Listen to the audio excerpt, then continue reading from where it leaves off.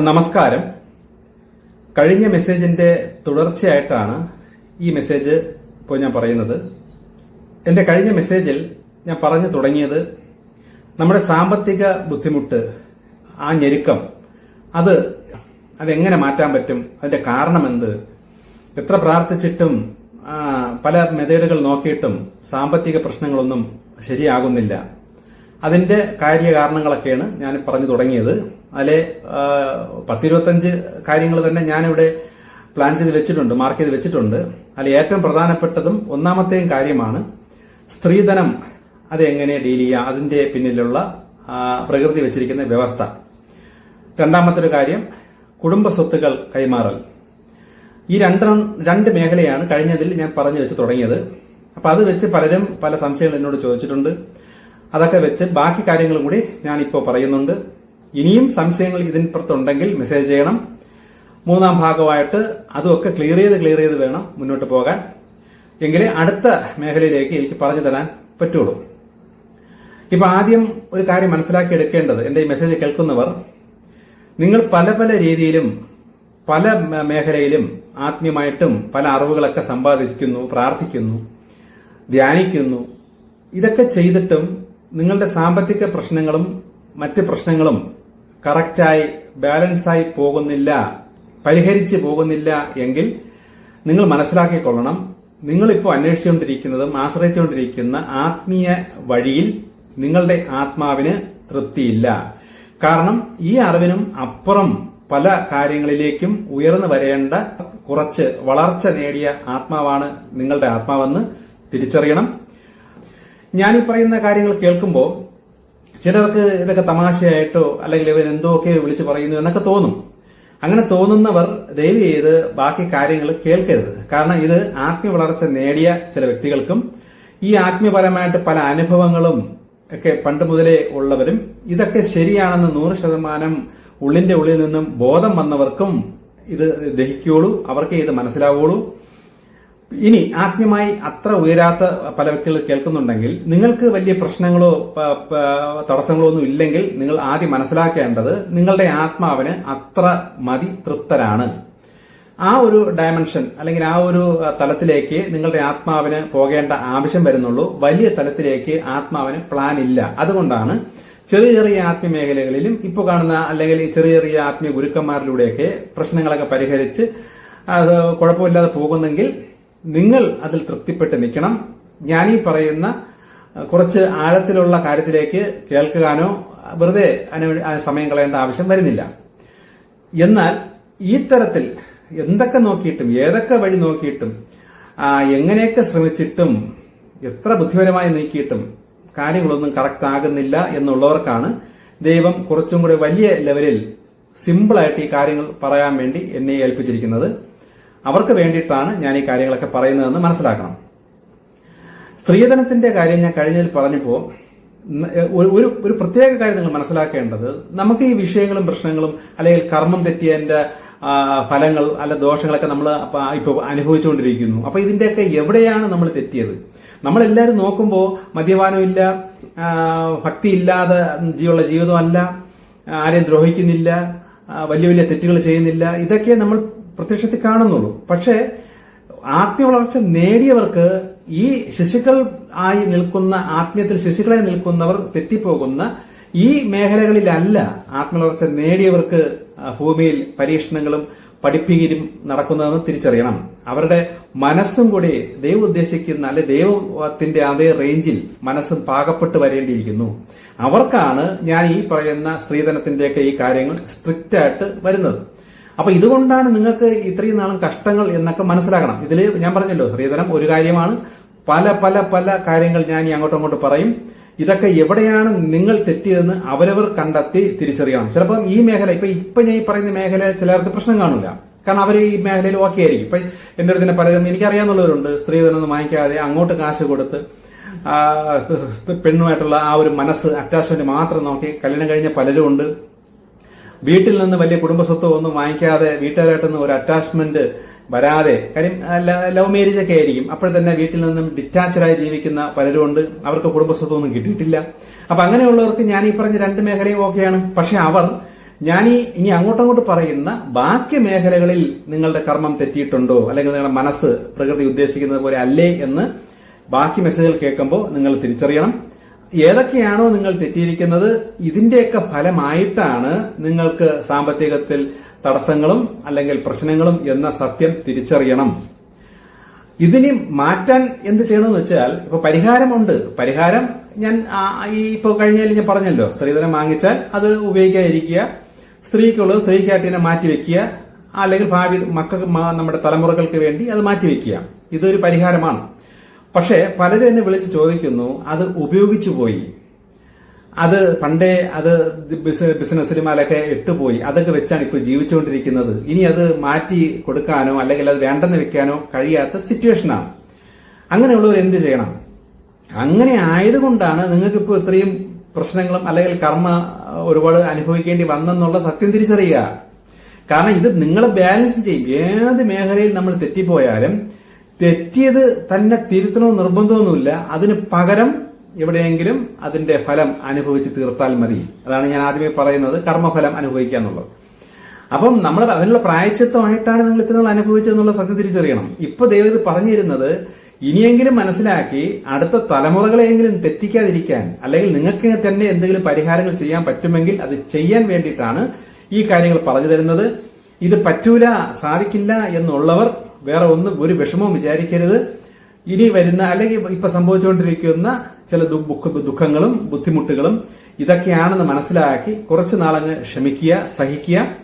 കർമ്മത്തിന്റെ ഫലം ബാലൻസ് ആയി കഴിയുമ്പോൾ തന്നെ ഈ പ്രശ്നം സോൾവ് ആവും. ഇത് എല്ലാ കാലവും അങ്ങനെ നിൽക്കില്ല. ഇപ്പം എത്രയാണോ നമ്മുടെ മനസ്സ് ഈ ലെവൽ എവിടെയൊക്കെ തെറ്റിപ്പോയി, അല്ലെങ്കിൽ പ്രവൃത്തിയിൽ എവിടെ തെറ്റി, അതിനൊരു കണക്കുണ്ട്. ആ കണക്കിനുള്ള അനുഭവം അനുഭവിക്കണം. പക്ഷെ എന്തുകൊണ്ട് ഞാൻ ഇപ്പോൾ ഇതൊക്കെ പറയുന്നത് വെച്ചാൽ, നമ്മൾ ഇതുകൊണ്ടാണ് ഇതൊക്കെ അനുഭവിച്ചതെന്നും ഇനി ഇത് ഇപ്പൊ കഴിഞ്ഞെന്നും തിരിച്ചറിയാത്തവർ വീണ്ടും ഇതൊക്കെ ശരിയെന്ന് വിചാരിച്ച് പിന്നെയും തുടർന്നുകൊണ്ടേയിരിക്കും. അപ്പൊ അങ്ങനെ വരുമ്പോൾ മരണം വരെ കർമ്മം തെറ്റുന്നു, ഫലം അനുഭവിക്കുന്നു, പിന്നെയും കർമ്മം തെറ്റുന്നു, ഫലം അനുഭവിക്കുന്നു. പക്ഷെ എപ്പോഴെങ്കിലും ഒരു അറിവ് വന്നത് തിരിച്ചറിവ് വരണ്ടേ? അതിനുവേണ്ടി തിരിച്ചറിവ് ദൈവം നൽകുന്നതാണ്. കാരണം ഇപ്പോ ഈ കഴിഞ്ഞ കാലം 2013 മുന്നമേ ഒരു ഫ്രീ ആയിട്ട് ദൈവത്തിന്റെ ഒരു ദാനം എന്ന ലെവലിൽ ഈ കർമ്മമൊക്കെ തെറ്റിയാൽ പോലും ഒരു പരിധി വരെ എല്ലാവരെയും ദൈവം പ്രൊട്ടക്ട് ചെയ്തുകൊണ്ടിരുന്ന ഒരു കാലഘട്ടമായിരുന്നു. അങ്ങനെയാണ് പ്രകൃതിയുടെ ഒരു പ്രോഗ്രാം അങ്ങനെയാണ് ചെയ്തു വെച്ചിരുന്നത്. പക്ഷെ കാലഘട്ടം മാറുമ്പോൾ നമ്മൾ തിരിച്ചറിയുന്നില്ല. ഇത് ദൈവം ആ ഭൂമിയിൽ അല്ലെങ്കിൽ പ്രകൃതിക്ക് പ്ലാൻ ചെയ്ത് വെച്ചിരിക്കുന്ന ആ കാലത്ത് സമയം ഇങ്ങനെ പൊയ്ക്കൊണ്ടേയിരിക്കും. ഇപ്പൊ നമ്മൾ രാവിലെ നേരം വിളിക്കുന്നു, 6 മണി ആകുന്നു, 7 മണിയാകുന്നു, 10 മണിയാകുന്നു, ഉച്ചയാകുന്നു, രാത്രിയാകുന്നു, ഇതിങ്ങനെ പൊയ്ക്കൊണ്ടേയിരിക്കും. അതേപോലെ കാലചക്രം സമയം മാറി പൊയ്ക്കൊണ്ടേയിരിക്കും. പക്ഷെ നമ്മൾ അതനുസരിച്ച് അപ്ഡേറ്റ് ആവാത്തതാണ് ഈ പ്രശ്നം പറ്റണത്. അതുപോലെ ഈ സത്യയോഗം എന്ന് പറയുന്ന ഒരു കാലഘട്ടം കുറച്ച് നാളത്തേക്ക് അങ്ങനെ ഒരു കാലഘട്ടം ഉണ്ടെന്നും അത് ഇപ്പൊ തുടങ്ങിക്കഴിഞ്ഞെന്നും ദൈവം എന്നോട് പറയുമ്പോൾ പ്ലാൻ അങ്ങ് മാറി. പക്ഷെ മനുഷ്യരെ പഴയതിൽ നിൽക്കുകയാണ് ഇപ്പോഴും. ഈ ഒരുപാട് പേർക്ക് പല പ്രശ്നങ്ങളും വിഷയങ്ങളൊന്നും വരാതെ ചെയ്ത ബിസിനസ്സൊക്കെ ഉയർച്ച, സ്ത്രീധനം കിട്ടിയ കാശിലൊക്കെ നല്ല ബിസിനസ്സൊക്കെ ചെയ്യുന്നു, അല്ലെങ്കിൽ അതൊക്കെ ഉപയോഗിച്ച് വീടൊക്കെ വെച്ച് സന്തോഷമായി ജീവിക്കുന്നു. പക്ഷെ പെട്ടെന്ന് ഈ അടുത്ത കാലം മുതൽ ഒരു 5-6 വർഷത്തിനകത്ത് പെട്ടെന്ന് ഒരു തടസ്സം ഇന്നൊക്കെ വരും. അങ്ങനെയൊക്കെ അനുഭവിക്കുന്നുണ്ടെങ്കിൽ നിങ്ങൾ മനസ്സിലാക്കണം, കാലഘട്ടം ചേഞ്ച് ആയതുകൊണ്ട് ആ പ്രകൃതിയിൽ നിന്നും അദൃശ്യ ശക്തികളിലൂടെ നമുക്ക് കിട്ടിക്കൊണ്ടിരുന്ന ആ ഫ്രീ സംരക്ഷണം ഇപ്പോ കുറഞ്ഞിരിക്കുന്നു. മൊത്തം ഇല്ലെന്നല്ല, മൊത്തം പോയാൽ നമ്മൾ നശിച്ചു പോകും. അങ്ങനെ ദൈവം മൊത്തം എടുത്ത് മാറ്റൂല. ഈ സത്യയുഗത്തിലേക്ക് പടിപടിയായി ഉയർന്നു പോകുന്നതനുസരിച്ച് ഈ ഫ്രീ ആയിട്ടുള്ള സംരക്ഷണം കുറച്ചു കുറഞ്ഞേ വരുള്ളൂ. അപ്പൊ അങ്ങനെ കുറച്ചു കുറയുമ്പോൾ നമ്മൾ കുറച്ച് ഞെരുങ്ങി വരും. അപ്പൊ നമ്മൾ എന്ത് ചെയ്യണമെന്ന് വെച്ചാൽ, ഈ ദൈവം എനിക്ക് പറഞ്ഞു തരുന്ന ഈ അറിവുകൾ മാക്സിമം മനസ്സിലാക്കിയിട്ട് എവിടെയാണോ തെറ്റിക്കിടക്കുന്നത് അത് ബാലൻസ് ചെയ്താൽ ഈ നമ്മൾ ഞെരുങ്ങാതെ അല്ലെങ്കിൽ കർമ്മഫലം അനുഭവിക്കാതെ രക്ഷപ്പെടാം. ഇതുകൊണ്ടാണ് ആദ്യമേ ഞാൻ പറയുന്നത്, സൃഷ്ടാവ ദൈവമായിട്ടൊരു കണക്ഷൻ വന്നാൽ നമ്മുടെ കർമ്മഫലം അനുഭവിക്കുന്നതിൽ ഇളവ് ലഭിക്കും എന്ന് പറയുന്നത് അറിവ് ലഭിക്കുകയും നമ്മൾ ഇനി ആ തെറ്റുകൾ കുറ്റങ്ങൾ പറ്റാതെ മുന്നോട്ട് പോകുമ്പോൾ നമുക്ക് ഇനിയുള്ള ജീവിതം സുഖമായിരിക്കും. കഴിഞ്ഞ കാലത്തിൽ പറ്റിയതിന് ഹൃദയം കൊണ്ട് ഉള്ളുകൊണ്ട് ആഴത്തിലുള്ള പശ്ചാത്താപം വന്നാൽ ആ കഴിഞ്ഞതിന്റെ തെറ്റുപറ്റിപ്പോയതിന്റെ അത് ഫലം പ്രകൃതി നമുക്ക് ഇളവ് അതും കൂടി ഇളവ് ചെയ്തു തരും. ഇത് 100% ഉറപ്പുള്ള കാര്യമാണ്. അല്ലെങ്കിൽ നിങ്ങൾ ശ്രമിച്ചു നോക്ക്, പെട്ടെന്നായിരിക്കും നിങ്ങളുടെ ജീവിതത്തിൽ ഒരു ചേഞ്ച് വരുന്നത്. പക്ഷെ നമ്മളത് വിശ്വസിച്ച് ചെയ്തു നോക്കണം. ഇപ്പൊ ഈ സ്ത്രീധനം ഇപ്പൊ ഒരാളെന്നെ വിളിച്ചിട്ട് ചോദിച്ചു, ഹസ്ബൻഡിന് ഭയങ്കരമായ ബുദ്ധിമുട്ട് വന്നപ്പോ ഞാൻ എന്റെ ആഭരണവും ഒക്കെ കൊടുത്ത് സഹായിച്ചു എന്നൊക്കെ പറഞ്ഞാൽ തെറ്റുണ്ടോ? ഞാനായിട്ട് കൊടുത്തതല്ലേ? അങ്ങനെ കൊടുക്കുന്നതിൽ തെറ്റില്ല. ഇപ്പൊ നമ്മൾ കല്യാണം കഴിഞ്ഞു, സ്ത്രീയെ അല്ലെങ്കിൽ ആ പെണ്ണിനെ മാത്രം മതി എന്ന് വിശ്വസിച്ച് ആ പെണ്ണിനെ മാത്രം കണ്ട് കല്യാണം കഴിഞ്ഞു. മനസ്സ് ഈ ശക്തികൾ നോക്കുള്ളൂ. അദൃശക്തികൾ പോസിറ്റീവ് ആണെങ്കിലും നെഗറ്റീവ് ആണെങ്കിലും ഈ മനസ്സ് നോക്കിയാണ് സകലം പ്രവർത്തിക്കുന്നതെന്ന് ഞാൻ ആദ്യമേ പറയുന്നതിന്റെ കാരണം ഇതാണ്. അപ്പൊ സ്ത്രീധനം വേണ്ടാന്ന് പറയും. ചിലർ തന്നെ എനിക്കറിയാവുന്ന ആൾക്കാരുണ്ട്, വീട്ടിലൊക്കെ ചിലപ്പോൾ വരുമ്പോഴത്തേക്കും ആഹാരം കഴിച്ചായിരുന്നു, കുഴപ്പമില്ല ഞാൻ ഇപ്പൊ കഴിച്ചതേ ഉള്ളൂ, വെറുതെ കള്ളം പറയും. ശരിക്കും പറഞ്ഞാൽ അവർ വിശന്നിരിക്കുകയായിരിക്കും, എന്നാലും വെറുതെ കഴിച്ചു എന്നൊക്കെ പറഞ്ഞിട്ട് ആ ജാടയിൽ നിന്ന് അങ്ങ് പോകുന്ന ചില വ്യക്തികളെ ഞാൻ കണ്ടിട്ടുണ്ട്. പക്ഷെ വിശക്കുന്നു, ഒന്നും കഴിച്ചില്ല, എന്തെങ്കിലും കഴിക്കണം എന്നൊക്കെ പറയുമ്പോൾ നമ്മൾ ഉള്ളത് ഷെയർ ചെയ്ത് കഴിക്കും. പക്ഷെ ചിലർ ഈ അഭിമാനം വെച്ച് കുഴപ്പമൊന്നും, ഈ വയറൊക്കെ നിറഞ്ഞിരിക്കുന്നു എന്നൊക്കെ വെറുതെ പറയും. പക്ഷെ ഈ പറച്ചിലല്ല ഈ അദൃശക്തികൾ നമുക്ക് ഫലം തരണം. നമ്മൾ എന്ത് പറയോ എന്ത് കാണിക്കോ അതൊന്നൊരു വിഷയമല്ല. അതിന്റെ പിന്നിൽ അവന്റെ മനസ്സ് ശരിക്കും എന്താണ്, മനസ്സ് ഏത് ലെവലിലാണ്, ഇത് നോക്കിയാണ് ഇവിടെ ഫലം വരുന്നത്. ഇപ്പോൾ നമ്മൾ ഒരു ഭർത്താവിന് പെട്ടെന്ന് ഒരു സാമ്പത്തിക ബുദ്ധിമുട്ട് വന്നു, ഭാര്യയുടെ കയ്യിലുള്ള പണമോ സ്വത്തോ അല്ലെങ്കിൽ ഭാര്യയുടെ അച്ഛനിൽ നിന്ന് എന്തെങ്കിലും കുറച്ച് മകളുടെ ഷെയർ ഉണ്ട്, അത് മാതാപിതാക്കൾ മക്കളുടെ ഷെയർ കൊടുത്തിരിക്കണം എന്നൊരു വ്യവസ്ഥയുണ്ട്. അപ്പൊ അതുകൊണ്ട് എന്തായാലും മക്കൾക്ക് അവകാശപ്പെട്ടത് മാതാപിതാക്കൾ കൊടുക്കും. അപ്പൊ അത് ഈ ഹസ്ബൻഡിന് കൊടുക്കുമ്പോൾ ഹസ്ബൻഡിന്റെ മനസ്സ് ദൈവം നോക്കും, ഇത് നേരത്തെ മോഹിച്ചുകൊണ്ടിരിക്കുന്ന ആളാണോ, അല്ല യാദൃശികമായി ഇങ്ങനെ കിട്ടിയപ്പോ വളരെ നന്ദിയോടുകൂടി അത് വാങ്ങിച്ച് ഡീല് ചെയ്തോ എന്നുള്ളത് യാദൃശക്തികൾക്കറിയാം.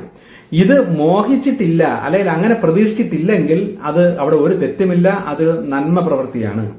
പക്ഷെ ആ കല്യാണം കഴിക്കുമ്പോൾ ആ പെണ്ണിന്റെ അല്ലെങ്കിൽ ഭാര്യയ്ക്ക് പേരിൽ വസ്തുവുണ്ട്, വീടുണ്ട്, ഇതൊക്കെ ഭാവിയിൽ എനിക്ക് കിട്ടും, അത് വെച്ച് എനിക്ക് ഇങ്ങനെ ചെയ്യാം, പക്ഷെ ഇപ്പൊ ചോദിച്ച് നാണം കടണ്ട, അതെല്ലാം സമയമാകുമ്പോൾ ബുദ്ധിപരമായി ഇനി വാങ്ങിക്കാം, ഇങ്ങനെയൊക്കെ ചിന്തിച്ചിരിക്കുന്നതാണ് ഏറ്റവും വലിയ തെറ്റ്. അങ്ങനെയുള്ളവർക്കാണ് അതിൻ്റെതായ കർമ്മഫലം നടക്കുന്നത്. കാരണം ഈ മനസ്സാണ് മാറ്റിയെടുക്കേണ്ടത്.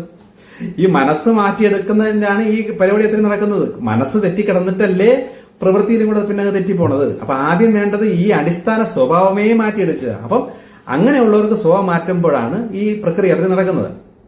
ഈ പ്രക്രിയ നടന്ന് കഷ്ടം അനുഭവിച്ച് ഇപ്പൊ ഇത്രയും നാളും നടന്നു വരുന്ന കാര്യമാണ് പറയുന്നത്.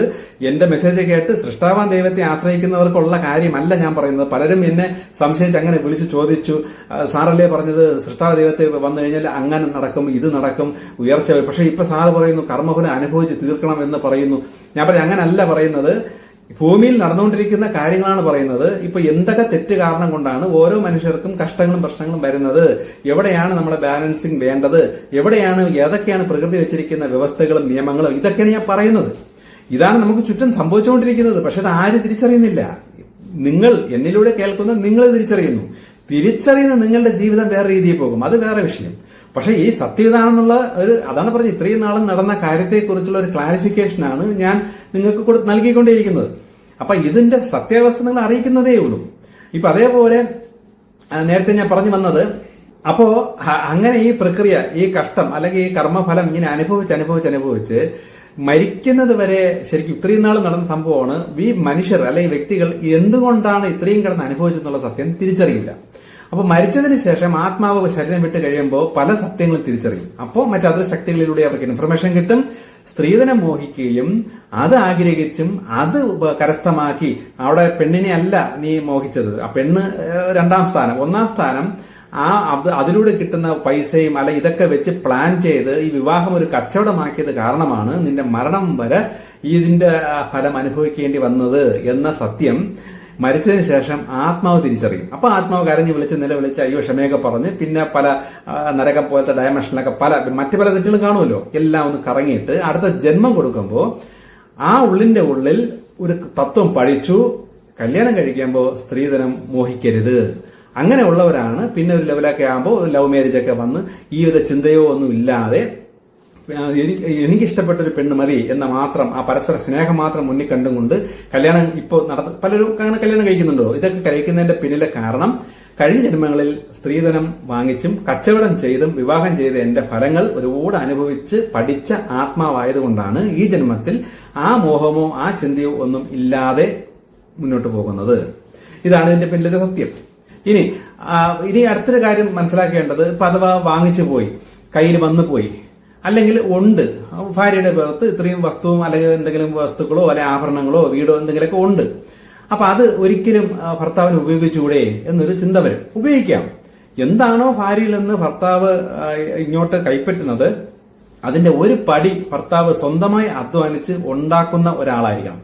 ഇപ്പം ഒരു 5 ലക്ഷം രൂപ ഭർത്താവിന് സ്വന്തമായി ഉണ്ടെങ്കിൽ ഭാര്യയുടെ പേരിലുള്ള അല്ലെ ഭാര്യയുടെ കയ്യിലുള്ള ഒരു 4 ലക്ഷം രൂപയ്ക്ക് വിലയുള്ള എന്തെങ്കിലും ഇങ്ങോട്ട്, അത് കുറഞ്ഞേയിരിക്കാവും. ഒരിക്കലും കൂടുതൽ ഭാര്യയുടെ കുടുംബത്തിൽ നിന്ന് വാങ്ങിച്ചു പോകരുത്. കുറച്ചേ വാങ്ങി. എപ്പോഴും ഈ പുരുഷനെ ആയിരിക്കണം ഒരു പടി കയറി നിൽക്കേണ്ടത്. അതാണ് പ്രകൃതിയുടെ വ്യവസ്ഥ. അപ്പം ഭാര്യയിൽ നിന്നും കുറച്ച് വാങ്ങിക്കുമ്പോൾ അവിടെ ഒരു ബാലൻസിങ് ഉണ്ട്. കാരണം പുരുഷൻ കൂടുതൽ സമ്പാദിക്കുന്നു, സഹായത്തിന് ഭാര്യയുടെ കുറച്ചും കൂടെ കിട്ടി, അതും കൂടെ വെച്ച് ചിലപ്പോൾ വീടിന് ഉപയോഗിക്കാം, വേറെ എന്തെങ്കിലും ബിസിനസ്സിന് എന്തെങ്കിലും ഉപയോഗിക്കാം, അതൊക്കെ ചെയ്യാം. പക്ഷെ അത് ഞാൻ പറഞ്ഞില്ലേ, ഈ മനസ്സ് അധ്വാനിച്ച് 4 കാശ് സ്വന്തമായിട്ട് ഉണ്ടാക്കണമെന്നും മക്കളെയൊക്കെ സ്വന്തം രീതിയിൽ വളർത്തണമെന്നും വീടും എന്തെങ്കിലും വേണമെങ്കിൽ സ്വന്തം അധ്വാനത്തിൽ ഉണ്ടാക്കണമെന്നും ചിന്തിക്കുന്ന മനസ്സ് ഉള്ള വ്യക്തിക്ക് അതിൻ്റെതായ ഗുണവും ഉയർച്ചയും വരും. അത് അദൃശക്തികൾക്ക് അത് വ്യക്തമായി അറിയാം. പക്ഷെ നമ്മൾ പുറമേ നോക്കുമ്പോൾ ഒരാളുടെ മനസ്സ് എന്താണ് എങ്ങനെയാണ് നമുക്ക് അറിയാൻ പറ്റില്ല. ഇതാണ് ഒരു വസ്തുത. ഇനി ഇത് പ്രകാരം എന്തെങ്കിലും സംശയങ്ങളും ഇങ്ങനെയാണെങ്കിൽ എന്ത് ചെയ്യും, അങ്ങനെയാണെങ്കിൽ എന്ത് ചെയ്യും എന്നൊക്കെ ഉണ്ടെങ്കിൽ എനിക്ക് കമന്റ് ചെയ്യുക. അത് വെച്ചിട്ട് ഞാൻ അടുത്ത ഒരു മെസ്സേജ് തയ്യാറാക്കും. ഇനി അടുത്തൊരു മേഖല നമ്മുടെ കുടുംബ സ്വത്ത് കൈപ്പറ്റുന്നതിന് അതിലും ഒരു പ്രധാനപ്പെട്ട ഒരു പ്രശ്നമുണ്ട്. മാതാപിതാക്കളുടെ സ്വത്തുക്കൾ അവകാശമുള്ളത് മക്കൾക്ക് തന്നെയാണ്. അത് മാതാപിതാക്കൾ വീതിച്ചു കൊടുത്തിരിക്കും. അത് കിട്ടുമ്പോൾ കിട്ടും, കിട്ടിയാ കിട്ടി, ഇങ്ങനെ വേണം നമ്മൾ വിചാരിക്കാൻ. ഭാര്യയായാലും ഭർത്താവായാലും മാതാപിതാക്കളുടെ സ്വത്തുക്കൾ അവർക്ക് ഇഷ്ടമുണ്ടെങ്കിൽ നമുക്ക് തരും, തന്നില്ലെങ്കിൽ ഒരു കുഴപ്പമില്ല. എനിക്ക് നേരത്തെ പറഞ്ഞ തിയറി പ്രകാരം എനിക്കുള്ളത് ഞാൻ സ്വന്തമായി അധ്വാനിച്ചുണ്ടാക്കും.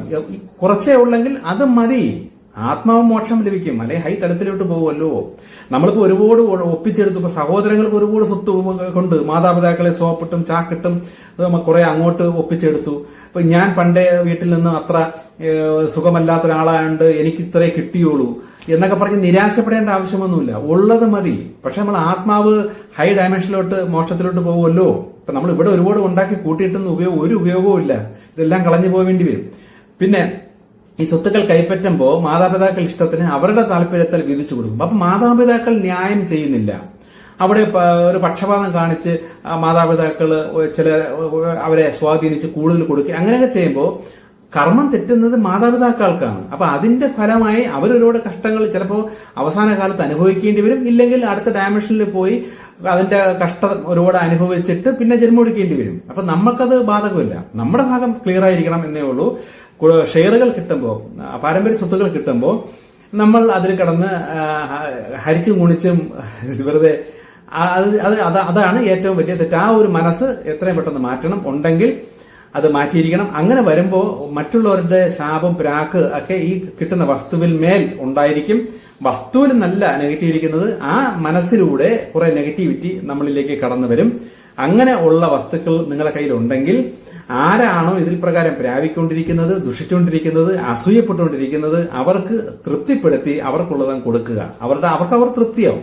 അവർ തൃപ്തിയോടുകൂടി നമ്മൾ ഇവർ മണ്ടരെന്ന് വിചാരിച്ച് അത് സന്തോഷത്തിൽ കൊണ്ടുപോകും. പക്ഷെ ഭാവിയിൽ അവർക്ക് അതിൻ്റെതായ കർമ്മഫലം ഒരുപാട് അവരനുഭവിക്കേണ്ടി വരും. അത് നിങ്ങൾക്ക് കാണാം. നിങ്ങൾക്ക് വേണ്ടത് ദൈവം നിങ്ങൾ നിയമം പാലിച്ചതിനാൽ വേറെ വഴിയിലൂടെ പ്രകൃതി സാഹചര്യം ഒരുക്കി നിങ്ങൾക്ക് തന്നുകൊണ്ടേയിരിക്കും. പക്ഷെ മറ്റേ നമ്മൾ അള്ളിപ്പിടിച്ച് നമ്മൾ വാശിപ്പുറത്ത് പിടിച്ചുകൊണ്ടിരിക്കുന്ന കാലത്തോളം അത് നമ്മുടെ കൈ കാണും. ദൈവത്തിൽ നിന്നല്ല പ്രപഞ്ചത്തിൽ നിന്നും എക്സ്ട്രാ വരുന്ന ഒന്നും നിങ്ങൾക്ക് ലഭിക്കില്ല. കാരണം നിങ്ങളുടെ മനസ്സും നിങ്ങളുടെ പ്രതീക്ഷയും പാരമ്പര്യത്തിൽ കിട്ടിയ ഈ വസ്തുവിലായിരിക്കും. അങ്ങനെ പിടിച്ചുകൊണ്ടിരിക്കുന്ന ഒരു വ്യക്തിക്ക് ദൈവത്തിൽ നിന്നും പുതിയ വളർച്ചകൾ ഉണ്ടാവില്ല. ഇത് പ്രത്യേകം നിങ്ങൾ ശ്രദ്ധിക്കേണ്ട ഒരു കാര്യമാണ്. ഇനി ഈ സ്വത്തുക്കൾ വാങ്ങിക്കുമ്പോൾ ഈ പാരമ്പര്യ സ്വത്തുക്കൾ മാതാപിതാക്കൾ നമുക്ക് മക്കൾക്കായിട്ട് കൊടുക്കുമ്പോൾ അത് നമ്മൾ അനുഭവിക്കുന്നുണ്ടെങ്കിൽ ഇത് പ്രത്യേകം ശ്രദ്ധിക്കേണ്ട ഒരു പോയിന്റാണ്. പലർക്കും ഈ മേഖലയെക്കുറിച്ച് അധികം അറിവില്ല. ഈ മാതാപിതാക്കളുടെ നന്മകൾ അല്ലെങ്കിൽ അവർ സമ്പാദിച്ച സമ്പാദ്യങ്ങൾ ഭൗതിക തലത്തിൽ, അതായത് വസ്തുവായിട്ടോ പണമായിട്ടോ വീടായിട്ടോ ബിസിനസ്സായിട്ടോ എന്തെങ്കിലും രീതിയിൽ മക്കൾ അതേപോലെ ദാനമായി കിട്ടിയാൽ മാതാപിതാക്കൾ അവരുടെ ജീവിതത്തിൽ ഉണ്ടാക്കി വെച്ചിരിക്കുന്ന പാപം അല്ലെങ്കിൽ തെറ്റിപ്പോയ കർമ്മത്തിന്റെ ഫലങ്ങൾ കൂടി മക്കളിലേക്ക് വന്നിരിക്കും. ഇതൊരു പ്രകൃതിയുടെ നിയമമാണ്. ഇതൊക്കെ മനസ്സിലാക്കുമ്പോൾ വേണമെങ്കിൽ പാരമ്പര്യമായിട്ട് എനിക്കൊന്ന് വേണ്ടേ എന്നും പറഞ്ഞ് ഒഴിവാക്കി അങ്ങ് വിട്ടാൽ മാതാപിതാക്കൾ വഴിയുള്ള പാരമ്പര്യ നെഗറ്റീവ് ശക്തികളും അല്ലെങ്കിൽ കർമ്മദോഷങ്ങളൊന്നും മക്കളെ മേൽ അനുഭവിക്കേണ്ടതായിട്ട് വരില്ല. കാരണം പ്രകൃതിയുടെ വ്യവസ്ഥയനുസരിച്ച് മാതാപിതാക്കളുടെ നന്മകൾ മൊത്തം മക്കൾ അനുഭവിക്കുന്നുണ്ടെങ്കിൽ മാതാപിതാക്കൾ വഴിയുള്ള തിന്മകളും മക്കൾ അനുഭവിക്കേണ്ടതായിട്ട് വരും. അപ്പൊ ദൈവത്തിന്റെ ഹൈ ഡയമെൻഷനിൽ ഒരാൾക്ക് പോണം, ഭൂമിയിലെ സത്യയുഗം എന്ന് പറയുന്ന കാലഘട്ടത്തിലെ ആ സുഖങ്ങളൊക്കെ അനുഭവിക്കണമെങ്കിൽ നിങ്ങൾക്ക് നിങ്ങളുടെ ഇഷ്ടമാണ്, പാരമ്പര്യമായിട്ട് വല്ലതും കിട്ടിയിട്ടുണ്ടെങ്കിൽ അത് ഉപേക്ഷിക്കുന്നതാണ് ഏറ്റവും നല്ലത്. അവരവരുടെ മനസ്സിന്റെ വലിപ്പമാണിത്. എന്നിട്ട് സ്വന്തമായി സമ്പാദിച്ചത് മതി, അതിൽ തൃപ്തിപ്പെടുക. നമ്മുടെ ജീവിതത്തിലും മനസ്സിനും സമാധാനവും ഉയർച്ചയും സന്തോഷവും വന്നിരിക്കും. അത് ദൈവത്തിൽ നിന്ന് മറ്റ് അതരശക്തികളിലൂടെ നമുക്കത് ലഭിക്കും. വെറുതെ പാരമ്പര്യമായിട്ടുള്ള ശാപങ്ങളും അതൊന്നും വലിച്ചു കയറ്റേണ്ടി വരില്ല. ഇനി കൈവിടാൻ പറ്റില്ല, വാങ്ങിച്ചു പോയി, ചെലവാക്കി പോയി, തീർന്നു പോയി, ഇനി ഒന്നും തിരിച്ചു കൊടുക്കാൻ പറ്റൂലെങ്കിൽ ഇത്രയും നാളും നിങ്ങൾ പല രീതിയിലും കഷ്ടങ്ങൾ അനുഭവിച്ചതിന്റെ ഒരു ഭാഗം ഇതിന്റെ കർമ്മത്തിന്റെ ഫലമാണ് എന്ന് മനസ്സിലാക്കുക. മാതാപിതാക്കൾ വഴി വന്നതിന്റെയൊക്കെയാണ് ഇത്രയും നാൾ അനുഭവിച്ചതെന്ന് തിരിച്ചറിയുക. ഇതിൽ നിന്ന് രക്ഷപ്പെടാനാണ് ഞാൻ ക്രിസ്തീയ മാർഗത്തിലുള്ള വഴികൾ നിങ്ങൾക്ക് നേരത്തെ പറഞ്ഞു തന്നത്. ആ യേശുവിലൂടെ പറഞ്ഞ മാർഗത്തിലൂടെ നിങ്ങൾക്ക് പാരമ്പര്യവും മുൻജന്മ ശാപവും ഒക്കെ ഇളവ് ചെയ്ത് ലഭിക്കും. അത് എന്താണെന്നുള്ളതൊക്കെ എന്റെ മറ്റ് മെസ്സേജുകൾ പോയി കേട്ടാൽ വിശദമായി അതിലൊക്കെ പറയുന്നുണ്ട്. ഇതാണ് പാരമ്പര്യമായിട്ട് വരുന്ന ചില നെഗറ്റീവ്സ്. അത് നമ്മളെ ബിസിനസിനെയും നമ്മളെ സാമ്പത്തികത്തെയും സാമ്പത്തികം കളയാനാണ് കൂടുതൽ ഈ രോഗങ്ങളും വിഷയങ്ങളും പ്രശ്നങ്ങളൊക്കെ വരുന്നത്. ഇതെല്ലാം നമ്മുടെ സാമ്പത്തികത്തെ ബാധിക്കുന്ന കാര്യമാണ്. ഈ രണ്ട് മേഖലകളും ചില കാര്യങ്ങൾ ഞാനിപ്പോൾ നിങ്ങളടുത്ത് പറഞ്ഞു. ഒന്ന് സ്ത്രീധനം വഴിയുള്ള സാമ്പത്തിക അതുവഴിയുള്ള പ്രശ്നം പരിഹാരം, കുടുംബസ്വത്തിന്റെ പ്രശ്നങ്ങളും അതിന്റെ പരിഹാരങ്ങളും. ഇതിലൊക്കെ സംശയങ്ങളുണ്ടെങ്കിൽ നിങ്ങൾ കമന്റ് ചെയ്യുക. ഇതൊക്കെ വെച്ച് അടുത്ത എപ്പിസോഡ് ചെയ്യും. ഈ മേഖല തീർന്നാൽ ബാക്കി ചില വിഷയങ്ങൾ ഇനിയുണ്ട്, അതൊക്കെ പിന്നെ പറയാം. ഓക്കെ.